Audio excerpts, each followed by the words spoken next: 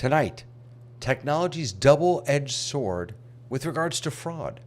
How has technology increased the amount of fraud that we have to struggle with every day? And in what ways has technology allowed us to deal with it in better ways? That and a lot more on the Rundown.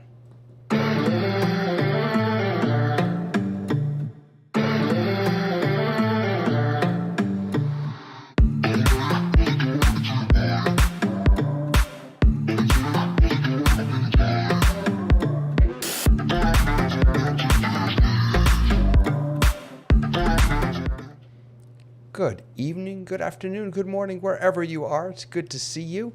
It's good to see all of my friends here with me tonight. Hello, Tamara. Hello, David. How are you? I'm wonderful. It's good to see you tonight. To be here. Today for you. Today. It's today for me not still. Quite tonight. It's kind of early evening. Yeah. I distinctly remember when, right after my wife and I got married, we went on our honeymoon, and someone else said to me, we got married on a Saturday night. Someone else said to me, we got married Saturday night too.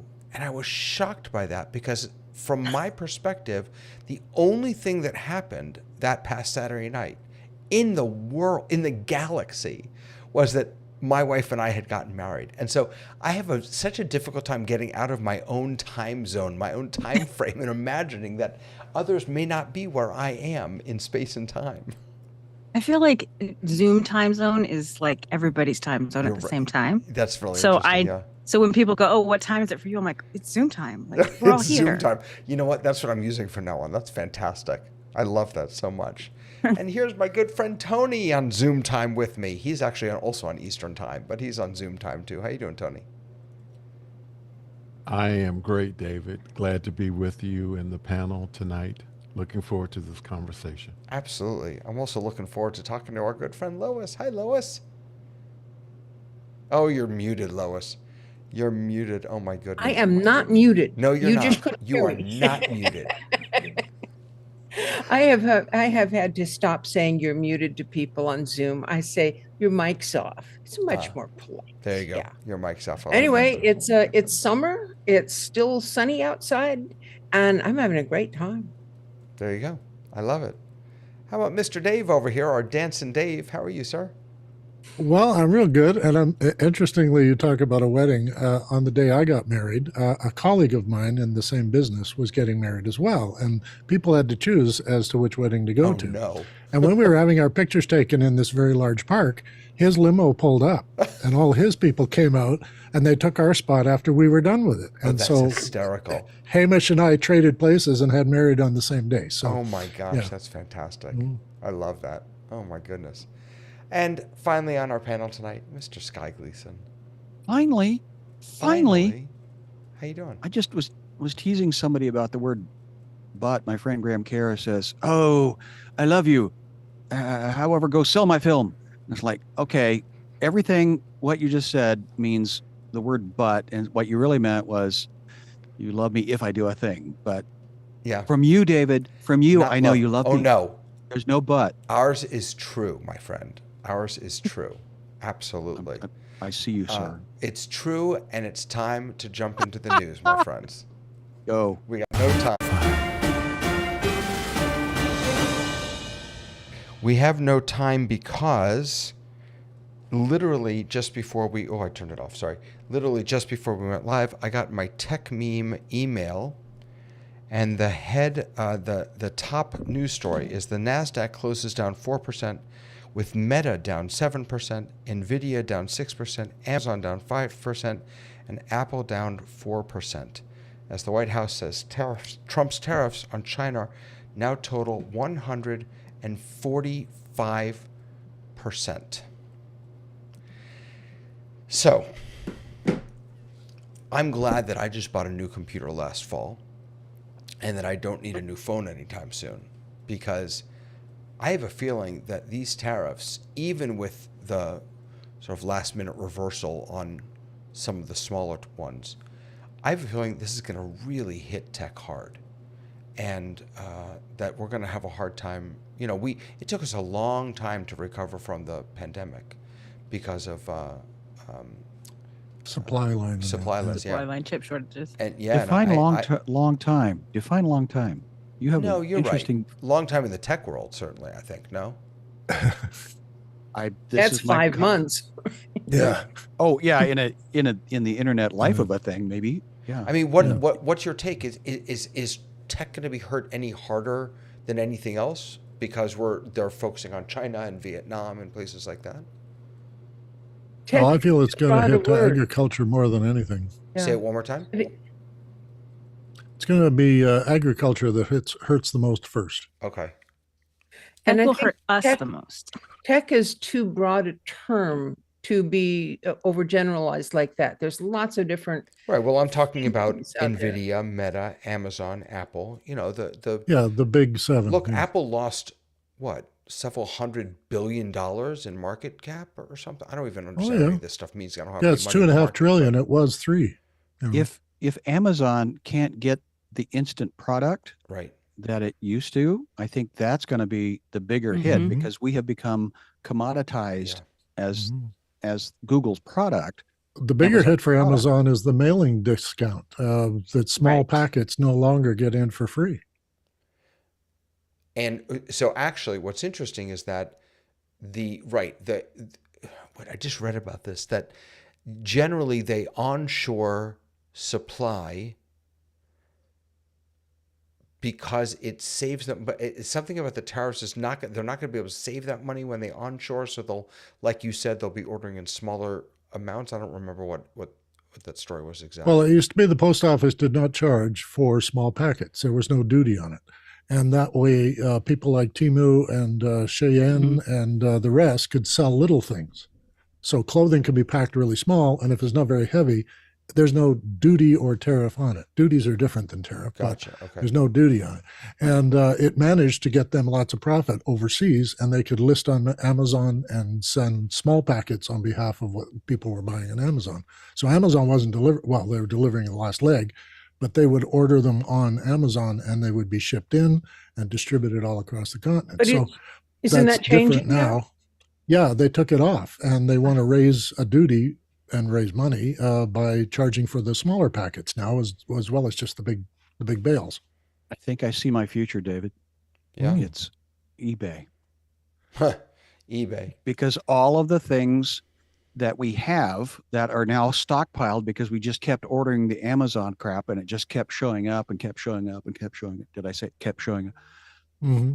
Now I can resell it for a profit On because eBay. Oh, my next door neighbor makes a eBay. killing doing that. keep Yeah. talking. Yeah. Talk me into it. Yeah. But look, I think that even Apple is concerned. You know, what was it, the story about the three ships of product that they fast tracked to get over here before the tariffs went into place. I mean, I think there are two issues here. One issue is the tariff itself, or the tariffs themselves, and the additional cost. Actually, three issues. Sorry, that's one issue. I think the second issue is the volatility and not knowing. I think the third issue, it has to do with the goal of this. You know, there was it wasn't Peter Navarro. I'm trying to remember who it was. Someone was speaking the other day and was talking about the goal here is we want to get those manufacturing jobs back. We want our people screwing in the little screws on the bottoms of iPhones. And then he quickly sort of shifted and said that's all going to be with robotics. Automated. That's all going to be automated, right? But we want the people fixing and I was the whole time I'm thinking to myself, are those really the jobs that we want? Do we if making an iPhone in America, the iPhone would easily cost $2,000 instead of $1,000. We have two Home Depots within 6 miles of each other. I went into one and it was full of riding lawnmowers.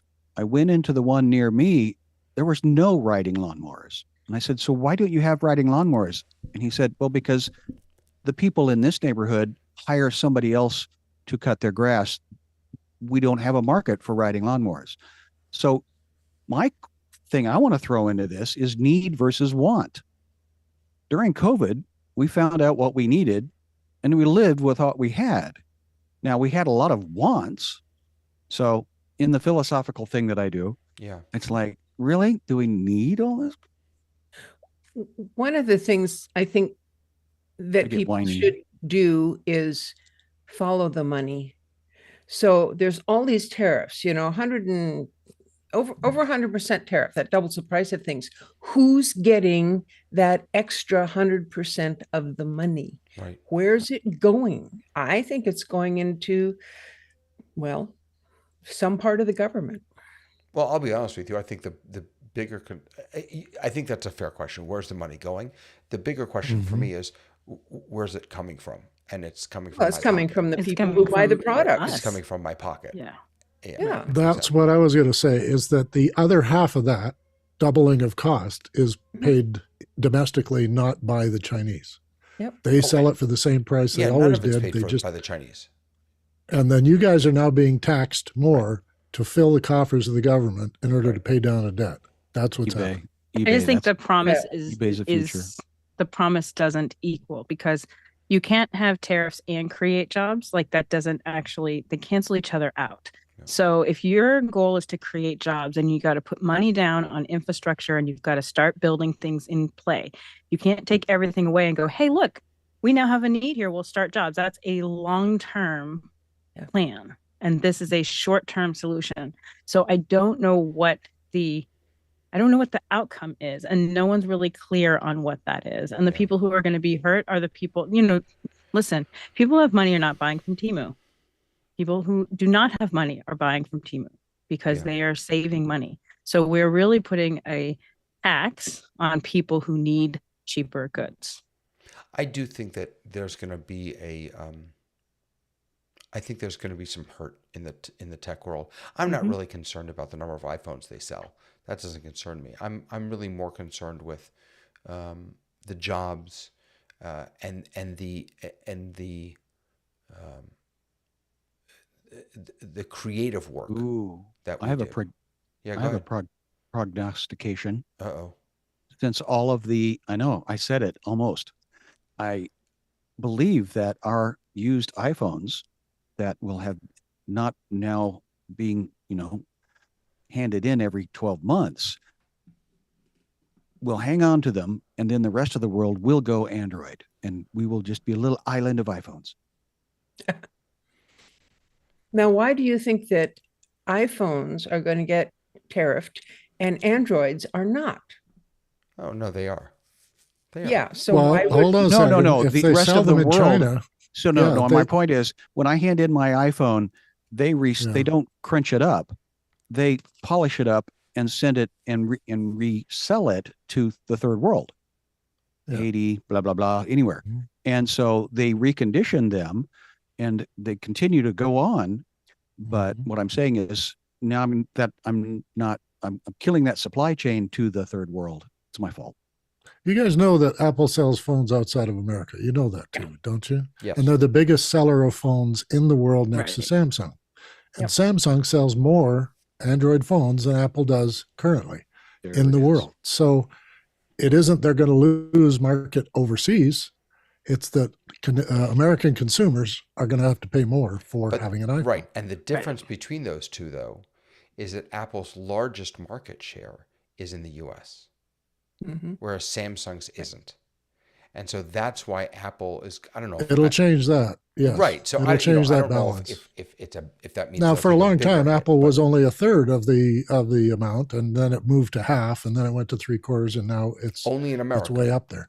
But Right. Since Only they're in making America. so well, much I'm talking money, about the American market. Right. Yeah. Exactly. since they're making so much money on Apple TV. Oh, sorry. No. Oh yeah. Quick hello to Tlalak, who's watching. He says global trade is a good thing. I agree. Gary Lund, hello. Alex Knight, good to see you.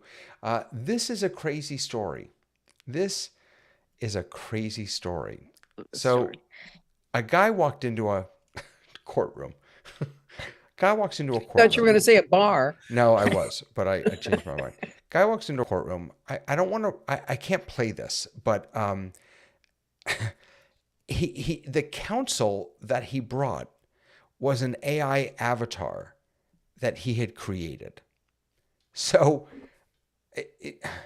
the avatar was a stock option provided by an AI avatar company called Tavis DeWald says the video was submitted due to the difficulty he experiences with extended speaking. The courtroom was unaware that the video contents were artificially generated. The judge lost her mind. Absolutely lost her mind. I She don't should have appreciate lost her being mind. Say again? She should have lost her mind. She should have or shouldn't have? She should have. It's illegal in New York to not have, if you can represent yourself or you can be represented by counsel.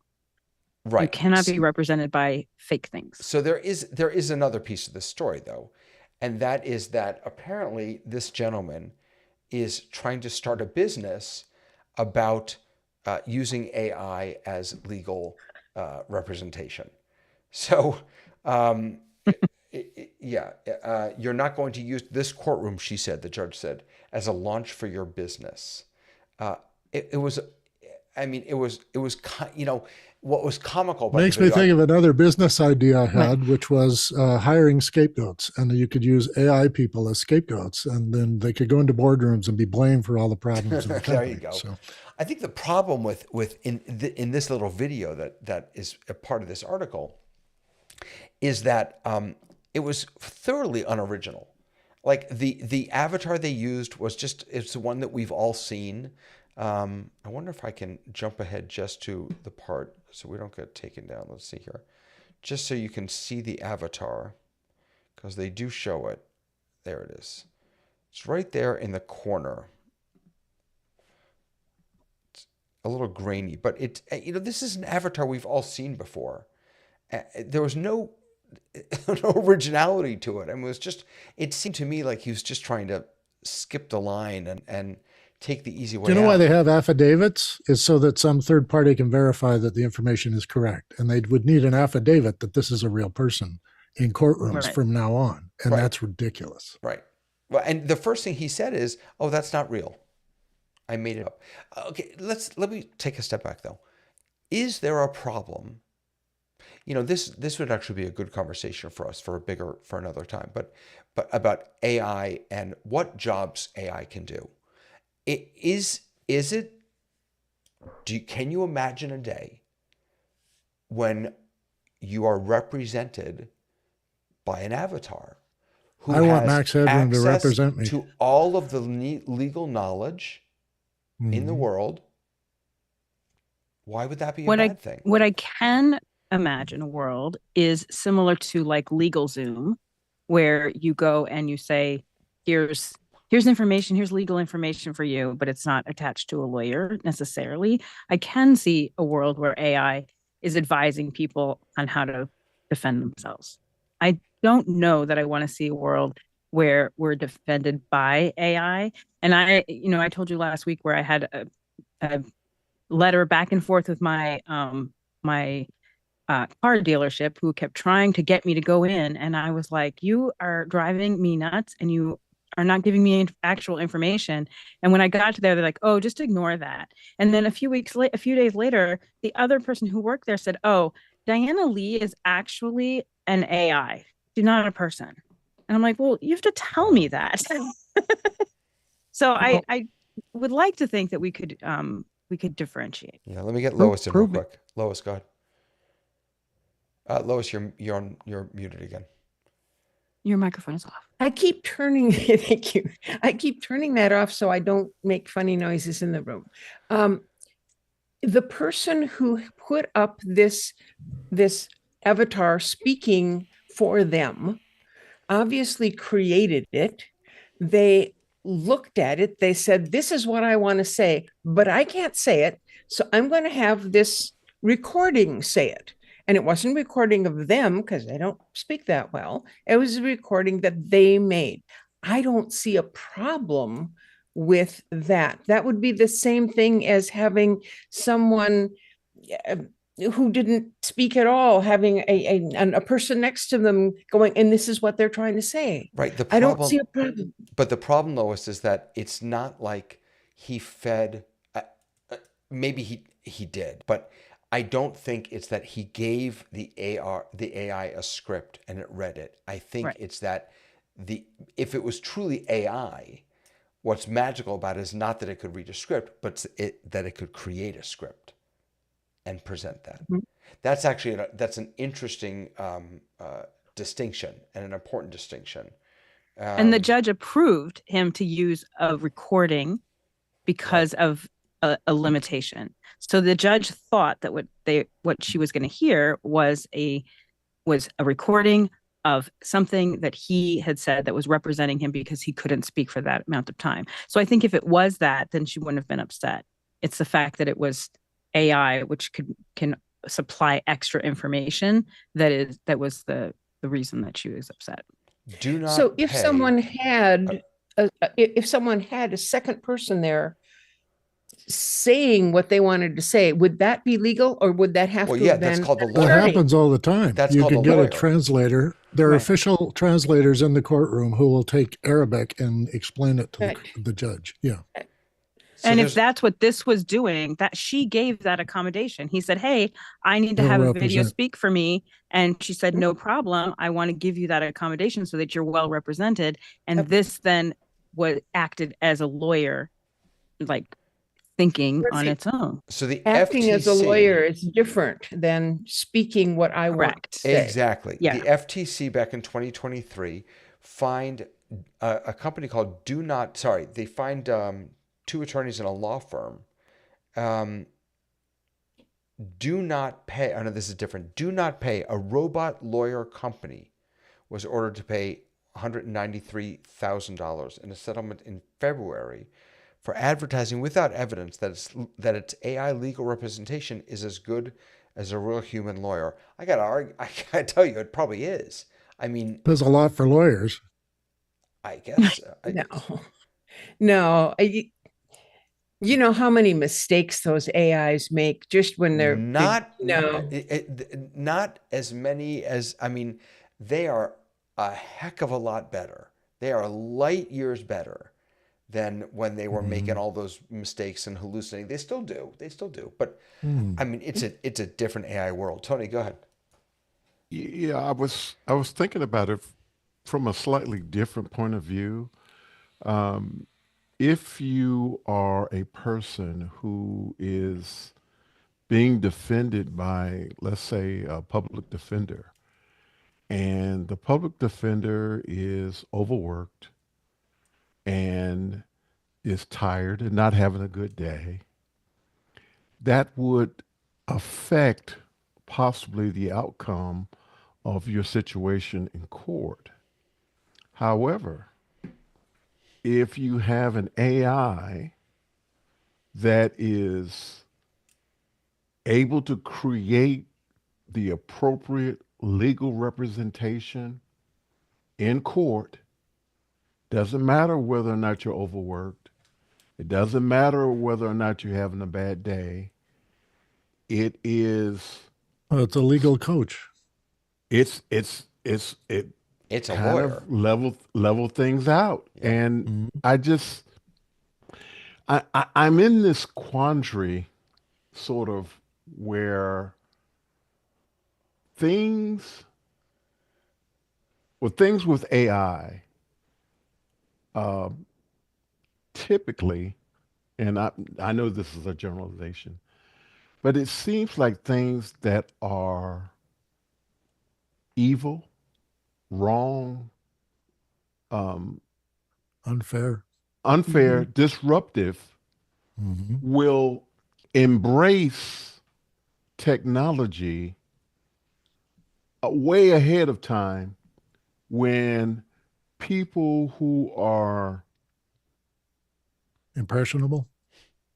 well, not so much impressionable, but from the standpoint of following the letter of the law. Um, and what I mean by that is let's talk about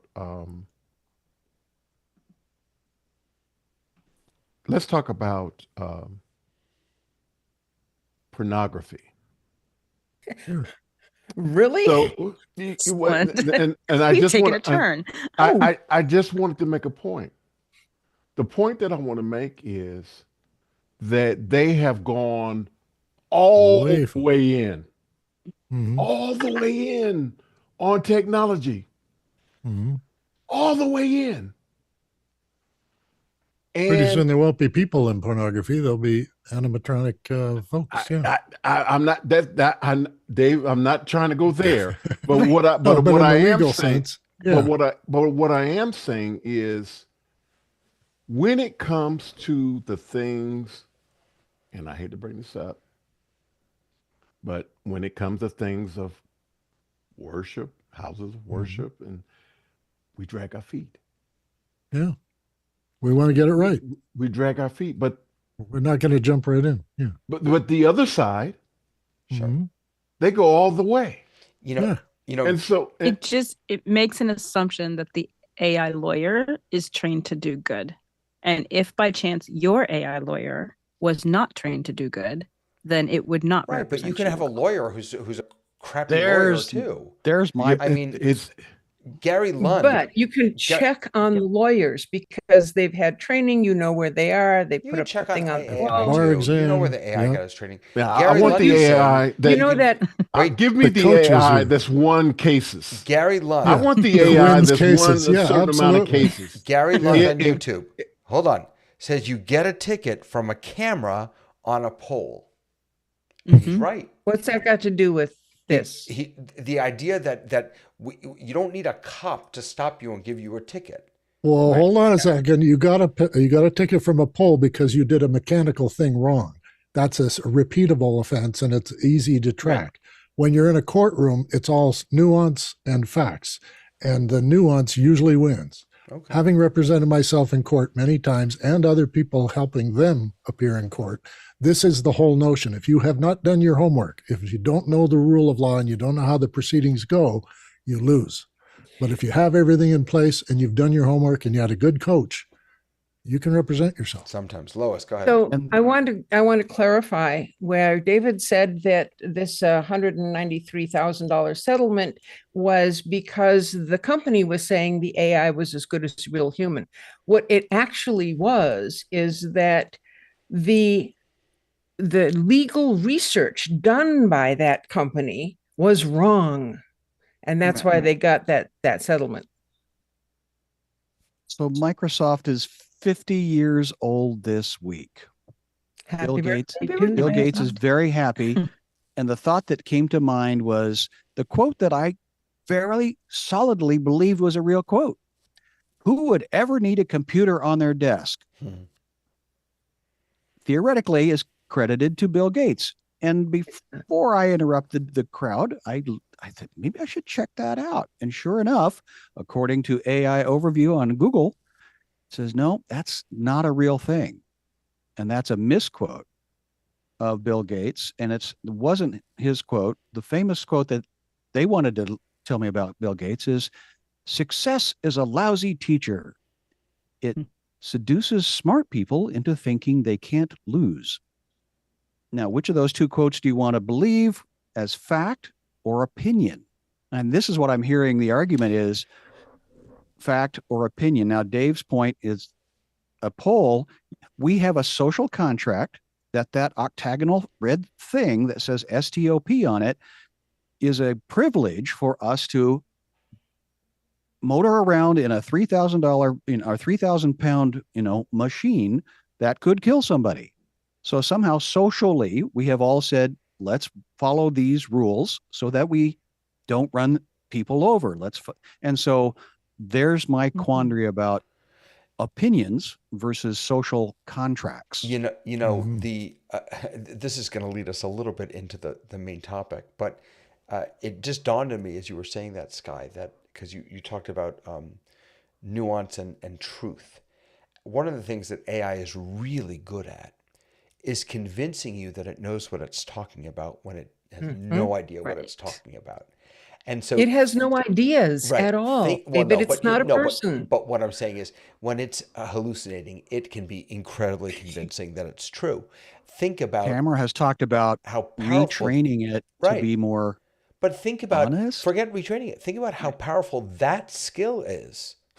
The skill of convincing others that you're right, even though you may not be. Think about how powerful a skill that is. To have I'm in the with you courtroom. on that. Yeah. Yeah, really. They call them Which sociopaths. Which means AI is going to make a great, powerful fraudster. Mhm. It could be, but before we do that, hold on. I got a notification here. Help? I have. Oh, I didn't update my lower third, did I? No, I didn't. Nope. No, you didn't. No, That's well, last time. forget it. Just forget it. Here's my problem. I've notifications. It's not just notifications. It's this idea that it's likes, it's notifications, it's comments, it's chat. Even this afternoon, I was driving home watching a live stream of someone that I enjoy watching. And no, let me change that. I was not, no, start, just wait. I was listening to a live stream. No, I was not watching it. I was listening to it, okay? At a stop sign, I jumped in the chat. Why? Because I know that this live streamer will call people out if they post something in the chat. And I wanted to be called out.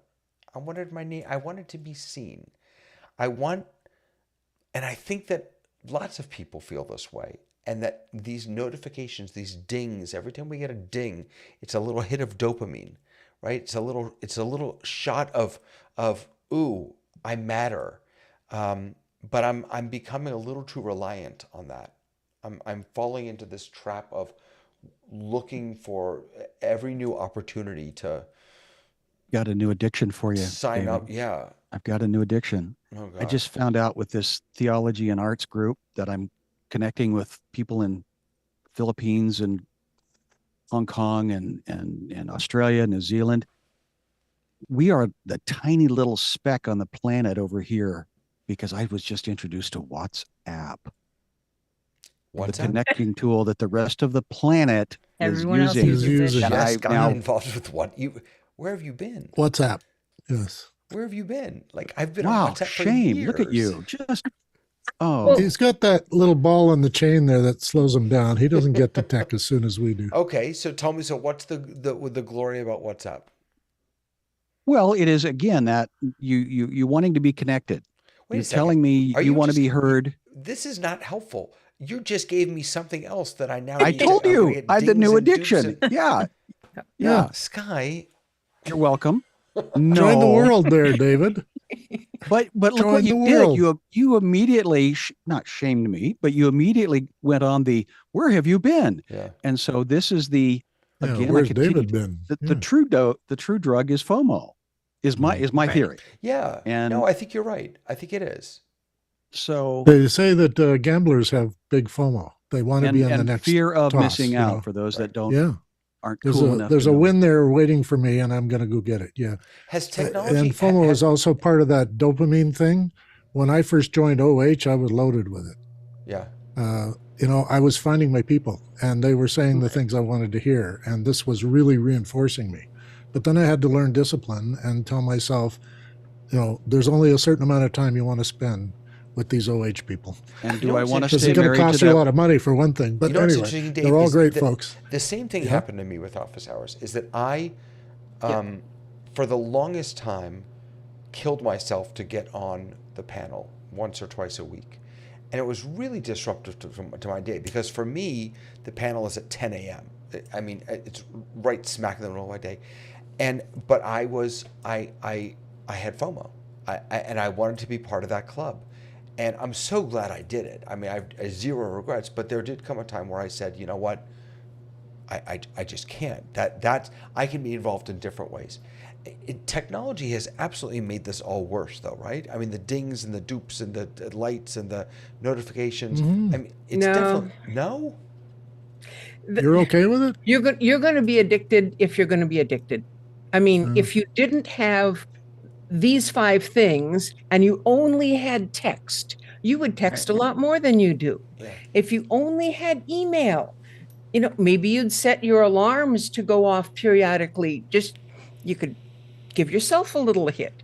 So it's you can't blame it on tech, David.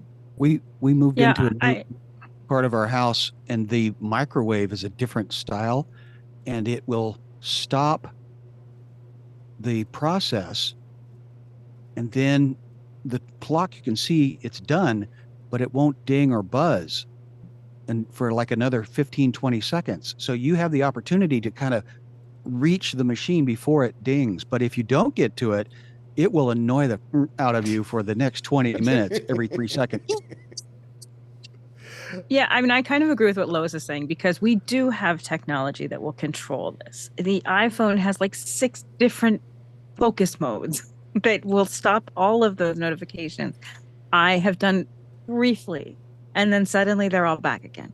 So I do think that like we do have technology that can help us with that addiction No, too. but I They can think say, I don't want to be dinged during these hours of the day. I don't want these kinds of notifications. You have a lot of control over the right, but notifications that Tam, I you think my have. point is that yeah, I could turn them off. You're right, but then we But get right back into want them. FOMO, right. You and that choose fear of not missing to. out, and you know, I'm going to miss a notification about this, or I'm going to miss a, you know, I when I get a Nate notification, like I kind of drop everything that I'm doing, and I jump onto TikTok or wherever he is, and maybe you're right. Maybe I kind of misnamed this problem. It's not so much about the notifications. It's FOMO. I think you're right.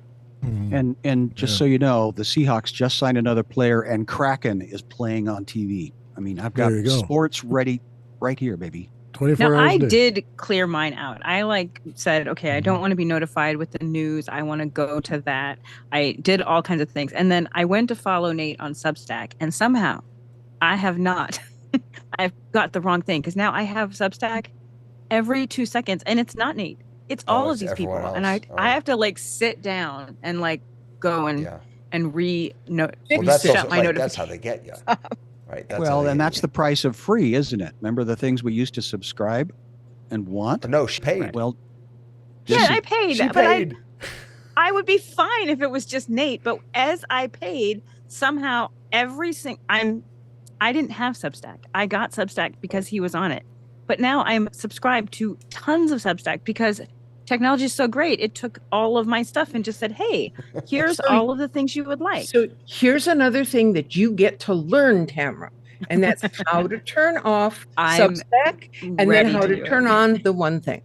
Yes, that's exactly true.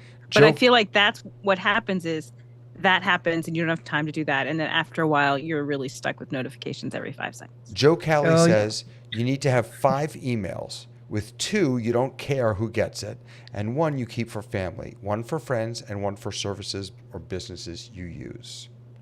Yeah. email addresses Yeah. are wonderful things, That's actually, but yeah, that I kind of doesn't do that. solve David's problem. No, I mean more email addresses means more dings. and Tony's going to You wrap it out. don't have Tony's Oh, going to wrap sorry, it up. No, Tony. no, I got it's distracted by a notification. Sorry, Tony. I was just thinking as everybody was talking that I think Lois and Tamara both said something about um, the idea that missing out is something that we go to something else when we if it would be something else if it wasn't technology, Yeah. and I agree with that from the standpoint that I before I got my first computer, I was reading books on what it would be like to have a computer. I was doing all of looking at Wired magazine, all of the PC magazine, everything that I could get my hands on, because I wanted to know what it was about, actually having a computer, how to use it, and that kind of thing. And then I didn't get a computer at home, but I got a computer at work. And so I found myself, after work was over, staying at work to play on the computer. Right. And so my wife got so mad, she said, I'm going to get you your own computer so you don't do that. And so, I got my own computer. And so it's the same thing before a computer when I was in school and I was studying religion. Every book I could find on religion, um, understanding Greek, New Testament Greek, and I bought these volumes, and I would have to buy them one at a time because I couldn't afford to buy the full set. And it there is always going to be something that you become. Obsessed with. Yeah. Yeah. I don't want to say addicted to, but Yeah, it's okay. I It look isn't. at it as a desire to continue to learn. Um, I call myself a lifelong learner. That's the way in which I kind of understand this whole thing that I'm in, because I'm constantly, you know, you look around at this system, and I would show it to you guys, but I don't have a camera to show you. But I originally came on office hours, and I had a 10-year-old MacBook, horrible Mhm. lighting, Yeah. sounded awful, everything that you could imagine I should not do. But I came on, and it was like I just had to do it. And now I have one, two, three, four, Oh, five no, monitors, no. four computers, ATEM Mini, Stream Stream Deck. Deck. You bet. Yeah. I It's And the you're have litany. uh, and you're still music not happy, interface. Tony. Sing it, brother. Are Sing you it. happy? I Are you have all happy? of this stuff. I Are have you all happy, of this stuff. Tony? Are you happy? No, but listen, He's the going point to explain his addiction here. the point that I'm making is that part of the reason, and the initial reason that I got involved with Office Hours in the first place, was that it was at the pandemic. I had just got through cancer, a prostate Mhm. cancer, and I was going to the hospital. Tony, do me a favor. You got so excited you Push leaned your mic forward a in little front of your forward. mic. Yeah. Yeah. Make sure you're talking into And that and mic. and the thing was that the church that I've been working with reached out to me because they could no longer have worship services. So I got into office hours, and I was asking tons and tons of questions: how to help this church, how to help this church. Mhm. And so all of this really was about moving them forward. You know what? And that's the way in which I can justify it. Let's keep telling ourselves that. We're doing Well, I we mean, do saw all it, of this but- for others. You know what? That But- actually but makes me David, feel but- much better. And all Help?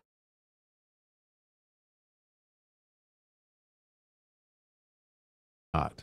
Stop. Absolutely Hold on. not. Wait, I'm calling it. Hold on. yeah. We move couldn't on. hear you. You were muted during the little video thing there.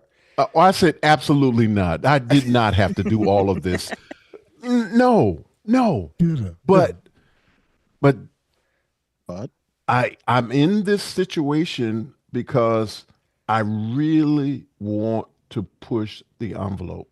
And I will be transparent and tell you that initially, when I was first on office hours, I was embarrassed. I was embarrassed from the standpoint of, and I'm going to be transparent again.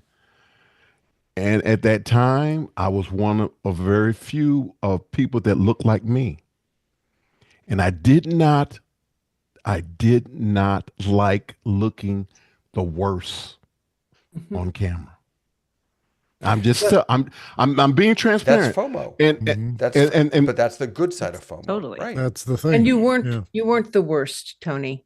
I mean, No. you well, upped your game. I upped my I'm game, still Lois. the way I was. But Yeah. Lois, those initial days, Yep, I know. I was there. like I wanted to just crawl under a rock. Okay. And hold on. the great Mike Andrews I'm said, wrangling "Hey, this conversation back. I'm wrangling the conversation back. Sorry about that. So no, you've all made me feel better. I have no more FOMO, except for all the FOMO that I have. Roxco But also don't text 4 while driving. is telling us that, all those emails we talked before. I just want to get this comment in. Sign up for stuff using the 2 emails you never check or listen to. That will keep your life more quiet unless you need to use that service, app, or form. That's interesting. I don't mind getting all this stuff. I just know that I archive it, and then if I need to come back to it, I come back to it. All right. So the easiest thing to do with that is if you get on a Gmail account or you use a program that can automatically Yeah. sort and file. Absolutely. And then you don't have to look at all that stuff that you got about this strange little project you're working on unless you want to. Let's talk fraud. Oh, because fraud. Oh, that's happy.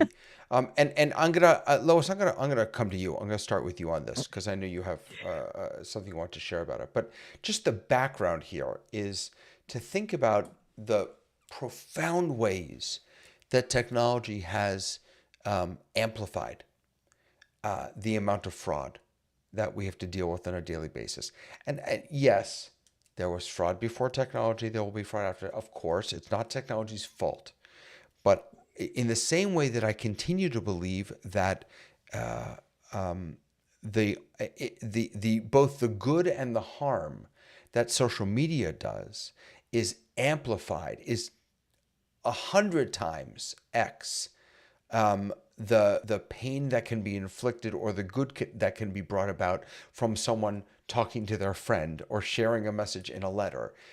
The sheer size and scope of what we're able to touch and talk about and impact because of technology. The same is true for fraud.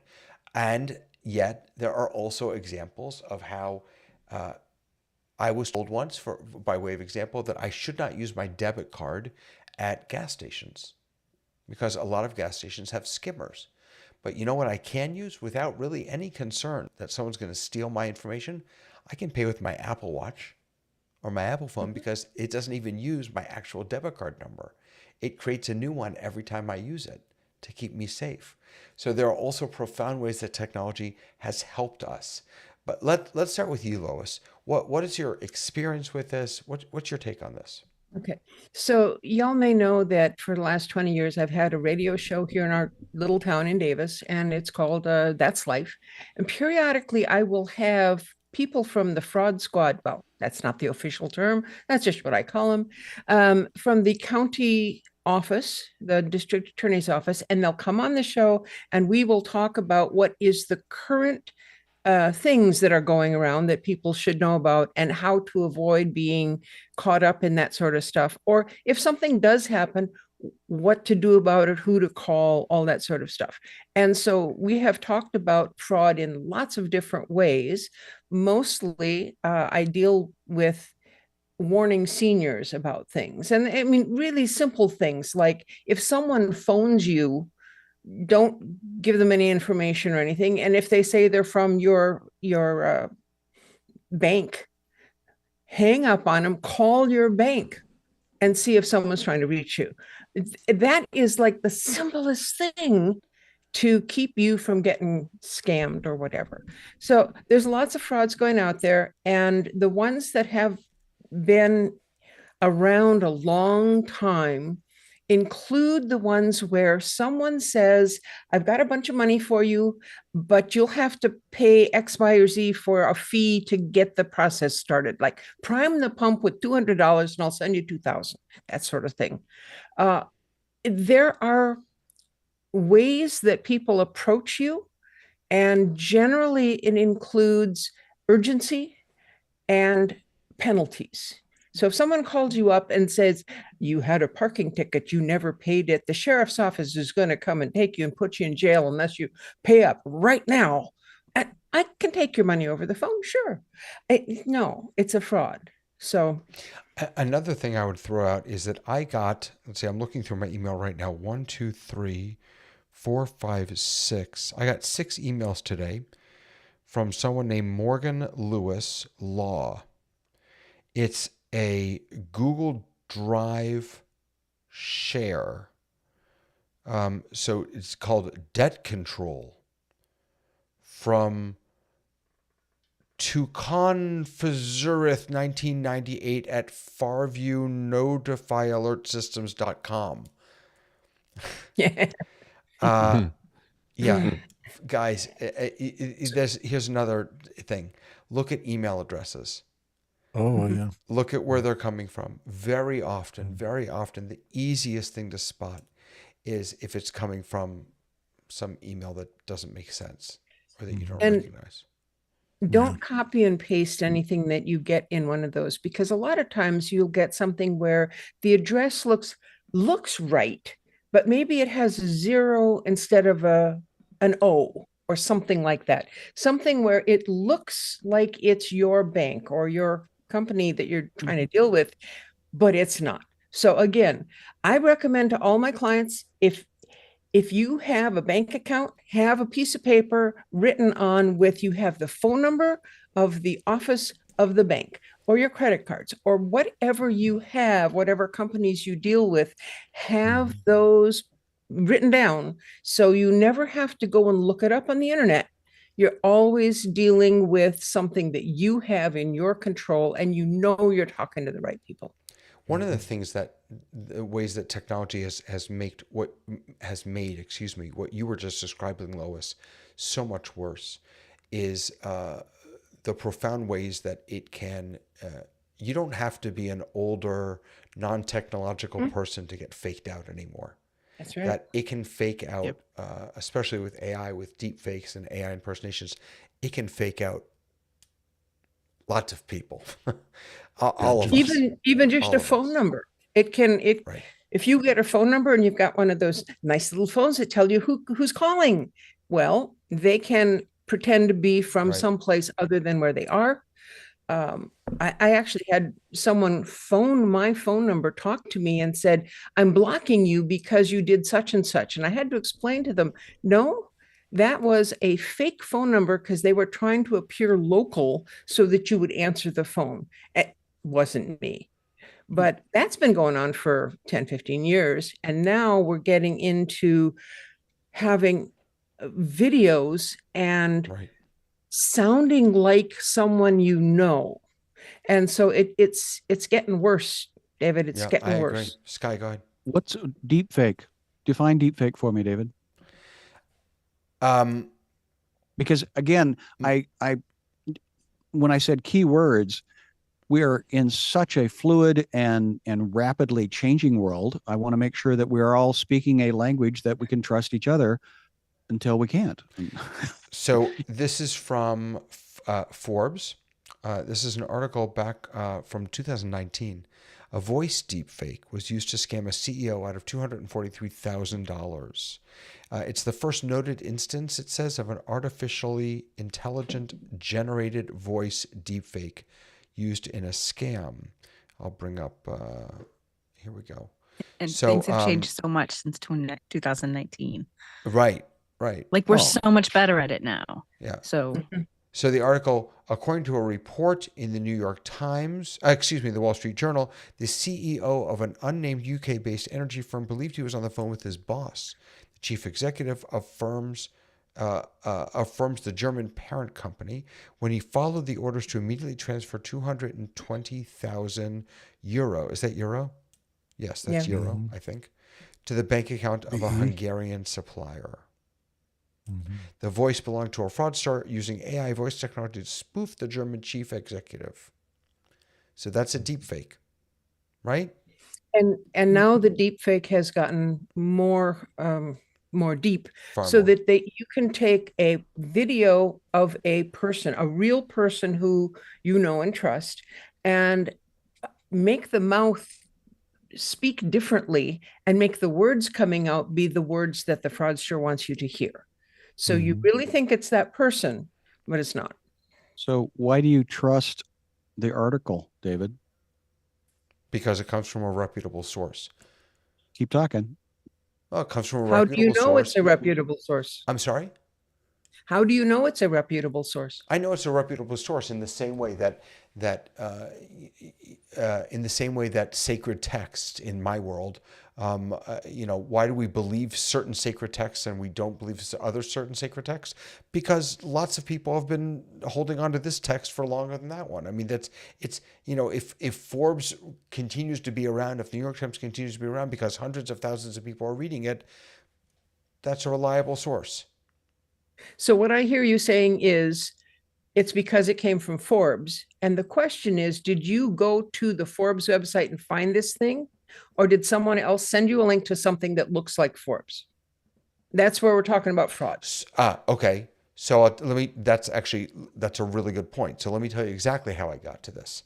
I went to ChatGPT and I went to ChatGPT 4.5, which is their newest model.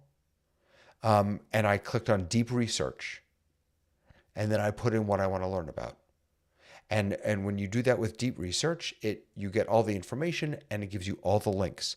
And so then I took all that deep research and I said, okay, do me a favor. Let's trim this down a little bit. Let's put it into the form of show notes that I can share with my friends here. And then I opened and I linked to it. Now I could have just read to you what the AI wrote to me, which it says here, but the link was right there. I could follow that link. How do I know that it's the actual site? I mean, other than the fact that right now I'm getting a Forbes ad on the site. That's sort of a dead giveaway.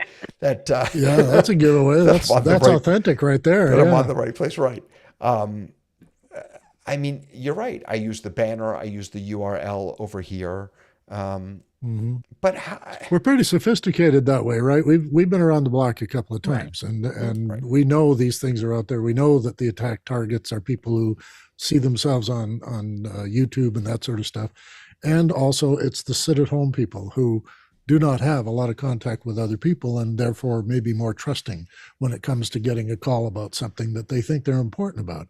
I remember running a little joke on a friend of mine at a radio station around the news department, and he and I had worked together earlier, and he got this job at the radio station. I hadn't talked to him in a long time, and one day I phoned him up, and I made the reputation that I was Constable Knight from the RCMP, and I'm investigating a friend of yours named Chris, and I wondered what you can tell him about me, and I'm from K Division, which is the local division, and he got real firm with, okay, well, what do you want? And he was ready to give me whatever information I asked about his friend.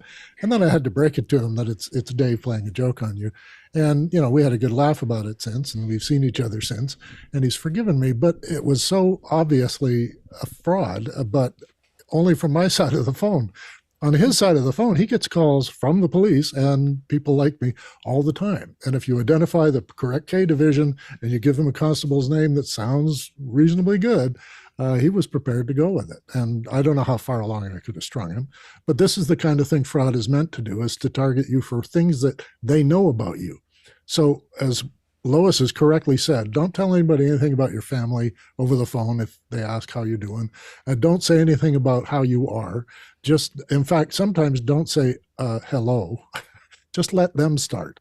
And then if they come with, they need information from you, that's it. That's and the other side, she said, is correct. Urgency is all part of the game. And making you make a fast decision. Best advice my wife ever gave me is don't write that email. Walk around for a while.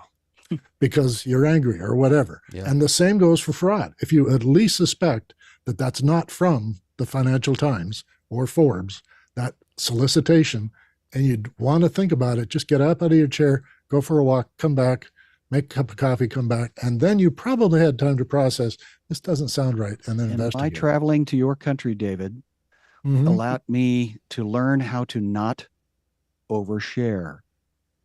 Because the people at the border don't care about your life. They just want your passport. Are you real? Go on. They wanted what took you so long to get here, the travel trick. They don't care. They don't care. You were trying to give them you were trying to make friends. Oh, Scott. I had a whole thing. I had a story. They didn't care.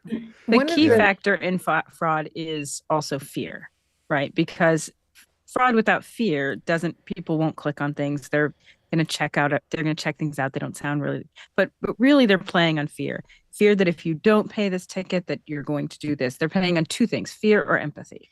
Either, the old, send $2,000 to, help this poor person who can't do whatever the poor person can't do, is playing on your empathy as a human, that you don't want to see someone in pain. But the other side of it, which is really where things are getting very scary, is if your daughter calls you at home and says, Dad, I'm in trouble, and it's your daughter's voice, then that is a very, very powerful terrifying form of fraud. It's very terrifying. Yeah. That's and terrifying. It is playing on fear. Right down your street. Yeah. Wow. Absolutely. Wow. Yeah. Joe Callie in the chat was saying that large companies actually do phishing attacks on their own employees just for training purposes, which is Please fascinating. define phishing. Please define phishing. Go ahead.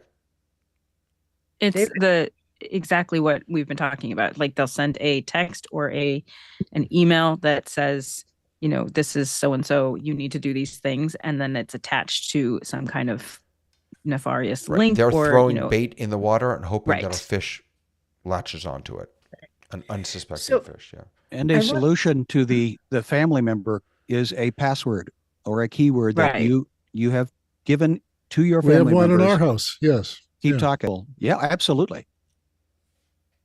You know, Gary Lund was saying that when it comes to links, because phishing can happen on the phone, it can happen Right. in lots of different places with links. He says that if you hover over the link before you click it, you should never click links you don't know. But if you hover over the link, the link will oftentimes say, visit bankofbanks.com. But when you hover over the link, you can see where it's actually taking you. And where it's actually Right. taking you is usually not where it says it's taking you. Yeah, you can right click as well. Yeah. yeah.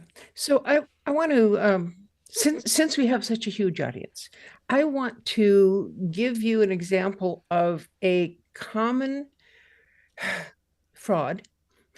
So I'm an artist. I had my stuff up for sale up on the internet. Someone contacted me, say, I want to buy this picture. It's for my husband. He's out of the country right now, but I really want that picture.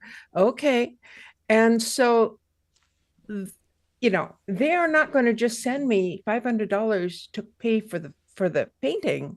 They're going to send me $1,000 and say, I don't know how much it's going to cost to get it to this place. I don't know what your rates are and things. So you take this money and you take care of all the stuff at your end, and then whatever's left over, just send that back to me. So, they'll send you a check for $1,000 and you do your stuff and you send them back 300 or something. Well, they have arranged it so that $1,000 check is going to bounce. It's just not going to bounce today. It'll wait a few days before it doesn't clear. The money gets taken back out of your account. You've lost that. You've lost the painting. And now you've lost the $300 you sent to the other people. So this is a very common thing. If anybody says, I will send you more money than I owe you, and you'll send part of it back, that is a fraud. There's a similar thing with e-transfers as well. People sending each other money, and then you've got somebody who inadvertently is able to get your email address and find out that all the money somebody's sending you can be redirected to them.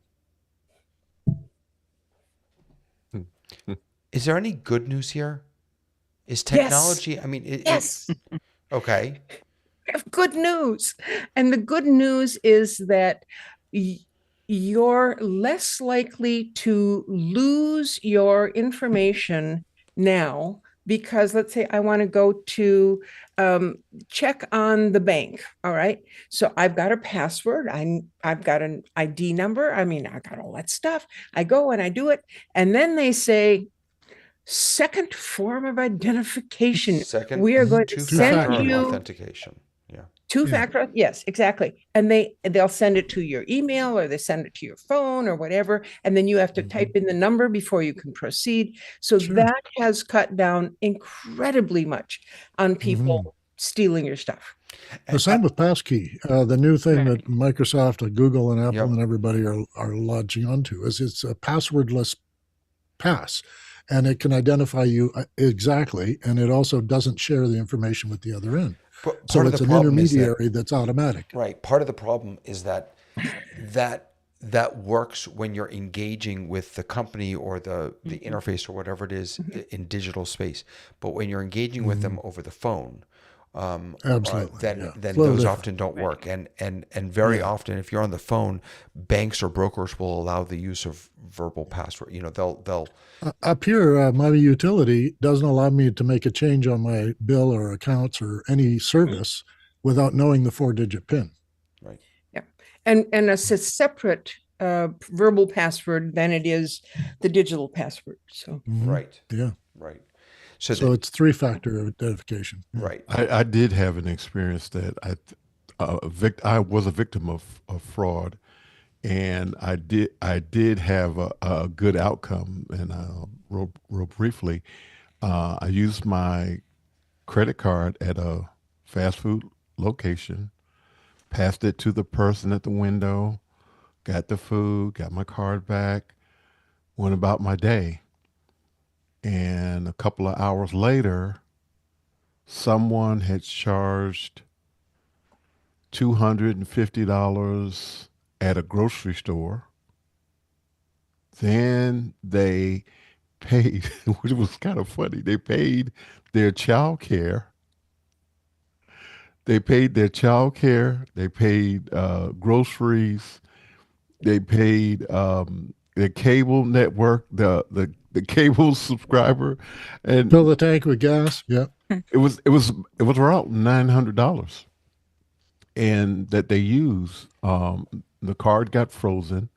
I saw it and called the credit card, and all the funds were put back in my account. So Nothing makes me happier than to get a call from my credit card company saying, "Have you had done these things recently? And Right. are they, because they're usually big ticket items and they're unusual, like booking a flight or something. And Right. they have a red flag thing where if it's this, then that, they will call you because that's what fraudsters are doing first. They check the thing to see if it works, that you haven't got a dead card, and then they go buy somebody that they owe something to, and then they go out and get something really extravagant until they run out of the money. So that three sequence is what I've get calls for many times of having dinner with friends. My phone rings and it's the credit card company. Excuse me, I better take this. I also am a big fan of how on the phone you're able to pause a card or turn a card off or turn a card on. You know, if there have been more than a few times when we think we've lost a card and we can Right. pause it and then only to find it again, we can turn it back on again. Thank goodness. Parking lot banking. Yes, I love it. I love that. Yeah, absolutely. Not that I've ever had to cancel a card that I found the next day. Are you guys aware of the Have I Been Pwned website? All you have to do is go to haveibeenpwned.com. You put in your, I have various email addresses. You put in an email address and it asks, have I been taken to the cleaners? And it'll tell you how many people have your card and have your email address. And it was part of a breach. And I had one dead email address, which I put in just today, and it had 5 breaches attached to it. One of them is Adobe. And they had lost 450 million customers' information, and my email was one of them. I don't use that anymore because the company got bought and those emails don't work anymore.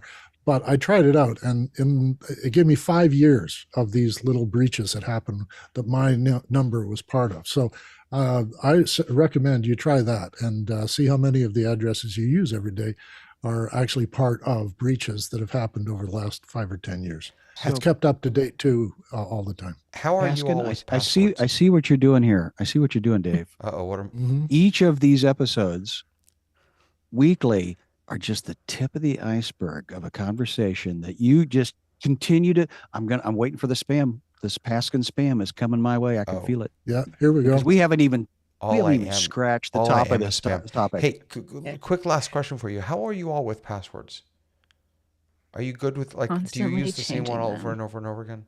I have 280 passwords in my password manager. So I deal with a lot of different organizations and I have And are they all passwords for a lot different? of stuff. And I don't even know what they are. Like they're generated and they're Don't show used. it. Don't show it. Yeah, don't Lois. show it, Oh, Lois. does it have a Don't show it. does it Don't have a show it. label on it that says passwords on the front of the No, book? this is a book that lives in a drawer in my desk, and it has All your information. page has a company with my username, password, when I started, any other information about them, and it's great. Please tell I- me You you never saw Leo digitized I that. don't Laporte give put it on the Alex computer Lindsay at a all. password book? Did you see Pardon? that? In one of the episodes with MacBreak, Leo gave Alex Lindsay a book labeled passwords, and he took That's it. It okay. was great. It's if somebody is going to be in my house and they have my computer and they have everything and they find that password book, I am so screwed anyway, it doesn't matter. I just hope that you have Good some sort of point. digital copy of that. So if God forbid a million times it disappears, it gets lost, it gets damaged, that you don't lose all your passwords with it. Well, sort of. Yeah. When I travel, I take pictures of the pages I think I'll need. Yeah.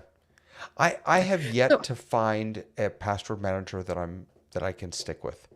Right now I've kind of defaulted to Apple's password manager and a spreadsheet.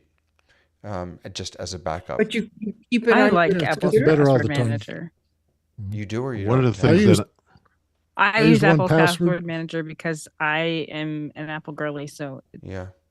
goes with me Mhm. everywhere. I used to I use For use- 15 1Password. years, I used 1Password because I did contract work and I was responsible for Mhm. very expensive insurance things, and so I had to have a secure password system so my laptop could not be stolen. And yeah, I use 1Password, but then it got taken over, and I moved off to Apple, and I'm quite happy doing it. And Joe is I'm asking, Joe Kelly is just mentioning, who has your master password if you die? And actually, there are a couple different important pieces to set that up. You can do that with Apple and your Apple ID. You can also do that with Google. And I have it set up both ways so that when I keel over, my wife has access to everything. Anything that's of any importance is either in my Google or in my Apple. And she has both of those keys. She doesn't have them now, although it wouldn't bother me if she did, but she will have access, not, and she actually will have access, not because she'll get my master password. She'll get access simply because I've granted her access through her own account to my account Yes. upon my demise. My son has all of the relevant information on a USB key that he has. Yeah. And I keep it up to date once a year. I send him a new one. Tony, do you want to jump in? I'm sorry. I think I No, I was just saying that I use the Apple passwords for authentication for everything, but I also put some of my passwords in my Apple Notes, and then I lock that note. Yes, I've done And that also. so- Yeah. And so the only way that you can get into the note is to use Face ID or Finger ID. Yeah, that's a or- handy tool that Notes has. That's a good call, Tony, that you can lock Notes. Absolutely. And Dave, your mother's maiden name is what? Yeah. And her dog is just Well, curious. she left us in 2014, Just so curious. I don't worry about anyone knowing her last name. Yeah, Joe Kelly's right. She says Joe Kelly says that my wife should have it now, the password with training. That's probably true. My wife can't remember her own passwords, much less my passwords. So, David, Lois. can I share one last little Please, tip for folks? please. And this is something now I've had clients for a long time. And when computers came out and people started using browsers, there was something that they didn't quite understand right away. And so someone would call me and say, Lois, there's this message on my screen that says X, Y, or Z. And I'd say, scroll up and down. Does the message move? It's in the browser. Someone is trying to get you. If it doesn't move and it's on your screen, maybe it's from your computer, maybe not. Can you close the browser and see if it's still there? That sort of thing. So that whole thing about a message that you get, and this goes back to the notifications that David is getting. Is it coming from somebody on the internet trying to get you to do something? I had one client where one of these messages showed up and said, and you've got spyware or something, malware on your computer, and call this number and we'll fix it for you. She called that number, and $500 later, her computer was messed up because they did something, but it wasn't necessary, and it was quasi legal. So since she agreed to it, she couldn't get her money back. You know what's crazy about this discussion is that everything that we've said will be out of date and sort of inapplicable in just a matter of a few years. Years. You know, Hours. because well, Months. Right, quantum Well, computing. but the old I mean, ones stay around. What's coming down the pipe same at games the get rate that we're played, yeah. going, it's so fast that Right. probably the best advice of all is we have to always keep learning. We just have Yeah. to. We have to keep learning to stay as knowledgeable as we can, because the greatest Goodness. threats are not necessarily the physical threats anymore. A lot of them are these. Yeah, go ahead, Lois. And if you're not the people on this panel, but you have concerns about things, find someone who you know, who you trust, who can teach you some of this stuff, and can also be the person that You call if you have a question.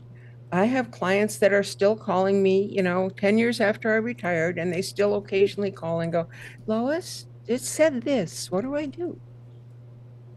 Find a buddy, get a wizard. Get a wizard. So I just went to that site, Dave, that you Me gave too. us. Dave. I have been pawned in 45 data breaches. Oh my goodness. You got some work. And this You is just win. one email address of mine.